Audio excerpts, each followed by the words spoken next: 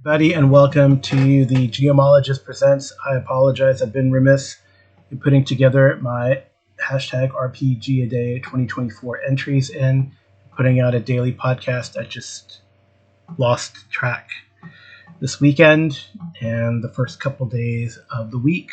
So I owe you days 3 through 6, which I guess means that it's going to be a little over 5 minutes maybe. And I actually have a call in that is sort of related. So so day 3. Day 3's prompt was, what game have you played the most? And whether it's from if you take from last year when we started RPGaDay 2023, or the beginning of the year. I guess I took beginning of the year, and I haven't quite done the math, but I feel like it's Warhammer Fantasy 4th edition. I play every other week with my home group, and then on the off weeks, I play every week in a game run by Kevin Madison. So I play and I GM, and we really have only missed a handful. And a close second is probably Traveler, which is kind of the same thing. I have a game that's every other week, and then on the off weeks, I think it's actually they're back to back. But I have been playing in the Borderland Run campaign run by Kevin Madison.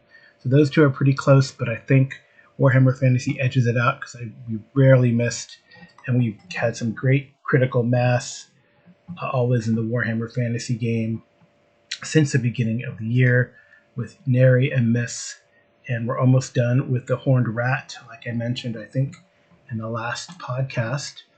So there you go. And I guess Warhammer Fantasy gets a nod with Day 4, RPG with great art. I think Warhammer Fantasy has always had evocative art since the first edition. It continues to show the grim dark of the old world in a fantastic and sometimes phantasmagoric way.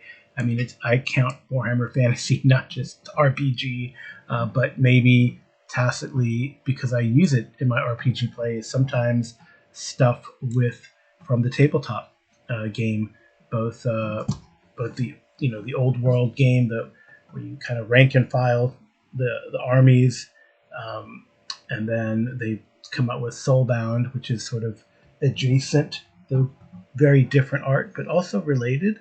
I think so. I think both of those have fantastic art. There's plenty of runners up. I think the other art that off the top of my head is pretty evocative, that gives me pause, is maybe because I like the Lord of the Rings, is maybe the One Ring stuff, whether it's One Ring, the original by Cubicle 7, or Adventures in Middle Earth, or the new ones by Free League, the 5th edition version, and the One Ring 2nd edition. I think the art is great. It's a runner-up. Now the RPG with great writing, well, I will give you a pause, and I will give sort of an intro to that. Or maybe, no, you know what? I'll say what I like, and then I'll give the call in. And only because that one is not out yet. I think that my favorite writing, and I just like reading it, is it's quirky, but it gets the information across, whether it's rules or a layout of the creature or the monster. I think Hyperborea. I love the sword, sorcery, and weird science vibe. I like Jeff's use of funny, not very common words, and his English version of spelling, like armor and color and the like. I really like that. So speaking of sword and sorcery, I got a call in from an answer or a question I proposed for my last podcast, and I might as well do it here.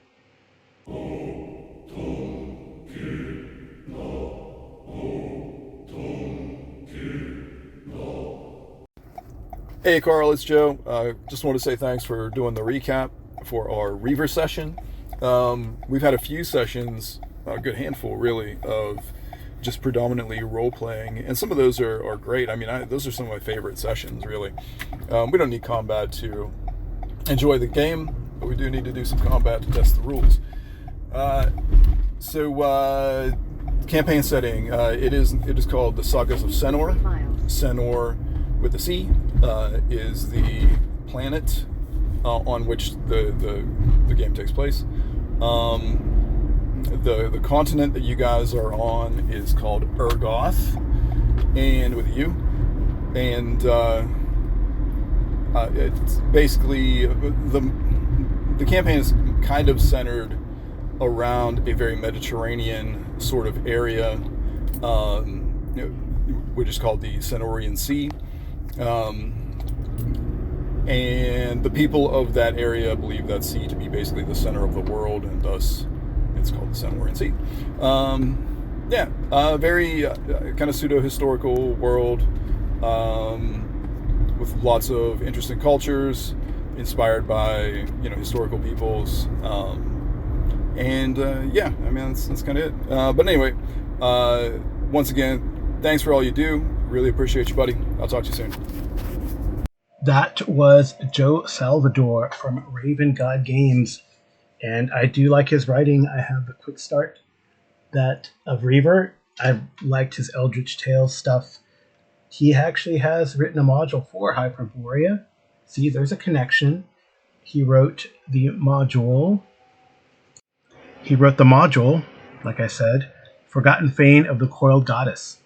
It's a very good module. I haven't run it yet. I actually am happy I have the whole Hyperborea collection. So, and there you have it. I don't know if it's exclusive, but he explained the world and where we have our playtest campaign, Reaver's Spears in the Mist. We're not in the Mist anymore. I think this is like the Duraxium War is where we're at now. And we've advanced to 8th level, so you can playtest shenanigans at that level. And I'm really looking forward to the Kickstarter that's coming out very soon. So that's Joe writes well, and I guess maybe I'm a little biased, right? Because I can hear his reading voice while I'm reading. It's like he's reading to me, like a storyteller. Very good storyteller. Love his world building. I'm sure the world of Senor, it must be a tome of information that he has somewhere typed out, hidden away.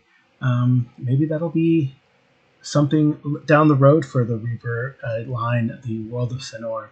But anyway, that is long-windedly the writing that I like, Hyperborea, and what Joe does. It's Joe Salvador of Raven God Games. And then finally, for day 6, today being day 6, August 6th, and the RPG that is easiest to use for me is kind of hands down Call of Cthulhu.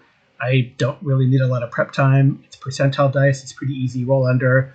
I can run off the cuff. I don't need to look up the rules very often unless we're doing something very out there like chases or sometimes combat. But even then, I kind of know basically what's going on for combat. It's like sometimes like with every system, the grappling, right? Grappling is a little different, or a hand fighting and stuff like that. But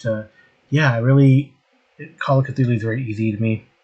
And that's the game that I guess for me is most easy to use. It's all different for anyone. I mean, I think a close second is Savage Worlds, but I feel like I don't run it enough that I can't. I don't know, it's not as ingrained, but I don't know if I run as Call of Cthulhu does much lately. But I still feel like I've run it. I can go, oh, okay, let's pick up a Friday Night Horror, or Friday Night Call of Cthulhu, really. Cosmic Horror is not as graphic or as horrific as, body horror or some other things, for me at least.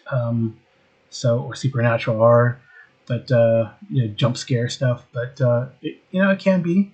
The nihilism involved, the realization that we're so small.